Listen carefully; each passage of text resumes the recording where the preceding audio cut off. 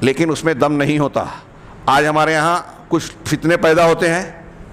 ہاں, لوگ آ کے کہتے ہیں کہ فلاں جگہ ایک صاحب پیدا ہوئے, وہ بخاری مسلم کی حدیثوں کا انکار کر رہے ہیں, فلاں صاحب صحابہ کرام کو نشانہ بنا رہے ہیں, رافضیت کو کی تبلیغ کر رہے ہیں, اور مسلمان نوجوان اس سے متاثر ہو رہے ہیں, فلاں یہ.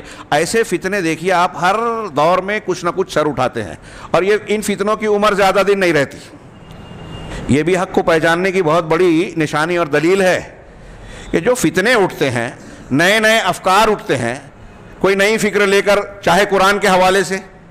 میں نے ایک جماعت اسلامی کے اپنے دوست سے بحث کرتے ہوئے کہا کہ مولانا مودودی صاحب کا تفہیم القرآن کی جب تحریک اٹھی اس وقت کیا شور زور تھا, ہاں آج وہ ہے کیا؟ آپ حوالہ دیتے ہو تفہیم القرآن کے, اس سے قرآن کا شعوری مطالعہ کرنے کے لیے کہ قرآن پڑھیے, لیکن جب قرآن کا شعوری مطالعہ کرنے جاتے ہیں تو ان کی معراج تفہیم القرآن سے شروع ہو کے تدبر قرآن تک ٹھہر جاتی ہے, جبکہ اس میں تفسیر بھی رائے کی بہت ساری شکلیں ہیں, اور تفسیر سلف سے کھلی مخالفتیں ہیں. جو قرآن و حدیث سے اور تفسیر کے اصول ضابطے ہیں ان سے کئی جگہ مخالفتیں ہیں. میں یہ بات سادگی سے بول رہا ہوں اور جانتا ہوں کہ ماننے والے اس سے بہت ناراض ہوں گے, لیکن ناراض ہونے کے ساتھ ساتھ میں ان سے گزارش کروں گا کہ میری بات کی تحقیق کریں, غور کریں. یہ کوئی میرے گھر کا یا آپ کے گھر کا معاملہ نہیں ہے, یہ ہماری زندگی کا, ہمارے موقف و منہج کا مسئلہ ہے. تو اب جس وقت وہ اٹھے اس وقت شور ہنگامہ بہت تھا, لیکن اب دیکھیے جیسے جیسے حالات تبدیل ہوئے, تقاضے تبدیل ہوئے, اب ان کی فکر, ان کی وہ چیزیں, وہ شور, وہ زور ختم ہو گیا. ماضی میں طلبہ آپ پڑھتے ہیں باقلانی اور کیا نام ہے ان کا, ایک علامہ امام ذہبی نے, میں نے بیدر کے اجلاس میں ان کا ذکر کیا, شاید باقلانی ہی تھے. امام ذہبی نے ان کی ذہانت, فطانت, علمیت کی بڑی تعریف کی, لیکن اس کے بعد کہا کہ لعنت ہے ایسی ذہانت اور ایسے علم پر جس کا ماننے والا اور جاننے والا گمراہی کا شکار ہو, اور قابل مبارکباد ہے ایسی سادگی اور کم علمی کہ کم علمی کے باوجود آدمی حق پر ہو. ایسے بہت سارے ذہین شخصیات پیدا ہوئی, فلسفہ, منطق اور دوسرے علوم میں بہت اونچے مقام پر چلے گئے, ان کا شہرہ تھا, دبدبہ تھا, لیکن ان کی فکر قرآن و حدیث سے جب ہٹ گئی, باطل ان کی فکر میں آ گیا, تو ان کی فکر زیادہ دن نہیں چلی, غائب ہو گئی. وہ مثال بن گئے, عبرت کا سامان بن گئے.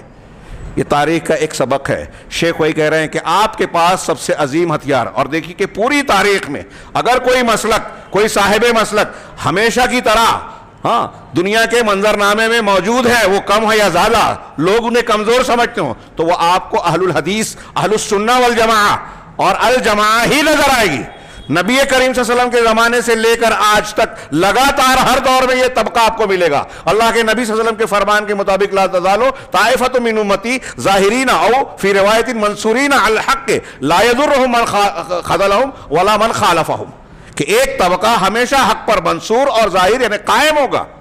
ان کے مخالفین ان کا کچھ بگاڑ نہیں پائیں گے, تھوڑی سی تکلیف دیں گے, آزمائشیں ہوگی, لیکن کچھ بگاڑ نہیں پائیں گے. اہل الحدیث کے لیے بہت بڑی بشارت ہے یہ نبی کی طرف سے کہ آپ کے پاس یہ جو ہتھیار ہے نا حق کا, منصورین علی الحق, حق پر منصور رہنا, مدد کیا جانا, یہ کوئی چھوٹی بات نہیں ہے. دنیا میں یہ خصوصیت اور یہ اللہ کا انعام اہل حق کے علاوہ کسی کو حاصل نہیں ہے. کوئی کتنی بھی طاقت اور حکومت پالے ہوئے, روز ٹی وی چینل پر آتا رہے, ان کو خوب بڑھاوا دیا جاتا رہے, اور آپ کو نظر انداز کیا جاتا رہے اہل حق کو.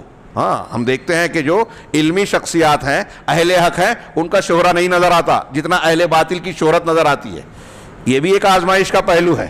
ہاں خیر, یہ اس پر میں جاؤں تو بات لمبی ہو جائے گی. میں سمجھتا ہوں مقصود واضح ہو گیا. شیخ نے مخاطب کر کے کہا کہ تمہارے پاس